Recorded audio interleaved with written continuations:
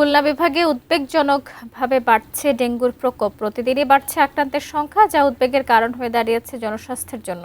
Khulna medical college হাসপাতালে আছেন বিভাগীয় প্রতিনিধি মোহাম্মদ অসীম। বিস্তারিত জানতে সরাসরি যুক্ত হচ্ছি তার সঙ্গে।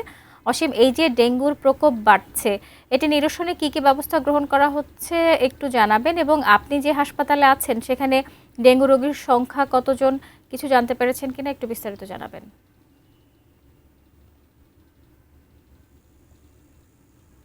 মেডিকেল কলেজ হাসপাতাল এখানে ১০৪ জন রোগী এই মুহূর্তে ভর্তি রয়েছে খুলনা মেডিকেল কলেজ হাসপাতালে। এছাড়া বিভাগ জুড়ে কিন্তু আসলে ঢাকা এবং চট্টগ্রামের সাথে পাল্লা দিয়েই রোগীর সংখ্যা বাড়ছে। আমরা গতকাল রাতের যে তথ্য, সেই তথ্য অনুযায়ী এই খুলনা বিভাগে ১৯৭ জন রোগী কিন্তু খুলনা যে বিভিন্ন বিভাগে সরকারি হাসপাতাল রয়েছে সেই হাসপাতালে ভর্তি রয়েছে। এর মধ্যে সব থেকে বেশি রয়েছে এই খুলনাতে, অর্থাৎ এখানে রয়েছেন। এছাড়া খুলনার যে বিভিন্ন সরকারি হাসপাতাল রয়েছে সেখানেও ৩৮ জন রোগী ভর্তি রয়েছে। একই অবস্থা খুলনা নগরীতে যে সমস্ত বেসরকারি হাসপাতাল এবং ক্লিনিকগুলো রয়েছে সেখানেও কিন্তু রোগী ভর্তি রয়েছেন, তবে সেটি স্বাস্থ্য দপ্তরের পক্ষে নেই। এছাড়াও বিভাগের দ্বিতীয় অবস্থানে রয়েছেন বাগেরহাট জেলা, সেখানে কিন্তু ৫৭ জন রোগী ভর্তি রয়েছে। এই যখন অবস্থা আর পরিস্থিতি সামাল দিতে আসলে স্বাস্থ্য অধিদপ্তরের পক্ষ থেকে খুলনার আসলে শুধুমাত্র বক্তব্যের মধ্যেই সীমাবদ্ধ রয়েছে। আমরা দেখিনি কারণ কার্যকরী যে ব্যবস্থা সেটি নেওয়ার। এখানে আমরা দেখেছি খুলনা মেডিকেল কলেজ হাসপাতালের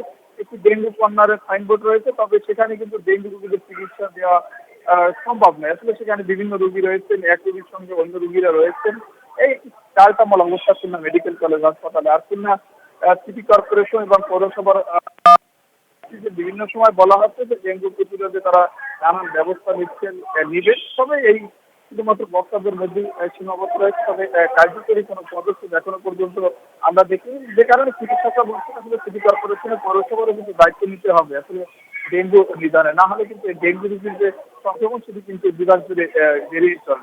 আমার কাছে আপাতত এই ছিল খুলনা মেডিকেল কলেজ হাসপাতাল থেকে ডেঙ্গু পরিস্থিতির সর্বশেষ খবর।